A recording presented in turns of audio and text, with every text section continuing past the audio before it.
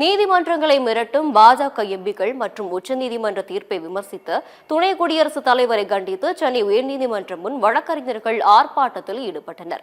ஜனநாயக வழக்கறிஞர்கள் சங்கம் உள்ளிட்ட 10 வழக்கறிஞர்கள் சங்கங்கள் சார்பில் நடைபெற்ற இந்த ஆர்ப்பாட்டத்தில் பாஜக எம்பிக்களுக்கு எதிராக கண்டன கோஷங்கள் எழுப்பப்பட்டன.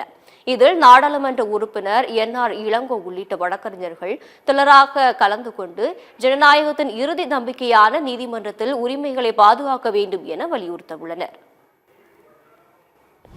ஒன்றிய அரசு பாஜக கட்சியை சார்ந்த சில எம்பிக்கள், குறிப்பாக திரு நிஷிகாந்த் துபே அவர்கள் உச்சநீதிமன்ற தீர்ப்பை எதிர்த்து சொல்லிய கருத்துக்களை வன்மையாக கண்டித்து 10க்கும் மேற்பட்ட வழக்கறிஞர் சங்கங்கள் இன்றைக்கு இந்த ஆர்ப்பாட்டத்தை நடத்தி கொண்டிருக்கிறோம். இந்த போக்கை கண்டும் காணாமல் விட்டுவிட்டால் பின்பு அரசியலமைப்பு சட்டம் என்பது ஒன்று இருக்க விடாமல் செய்து விடுவார்கள்.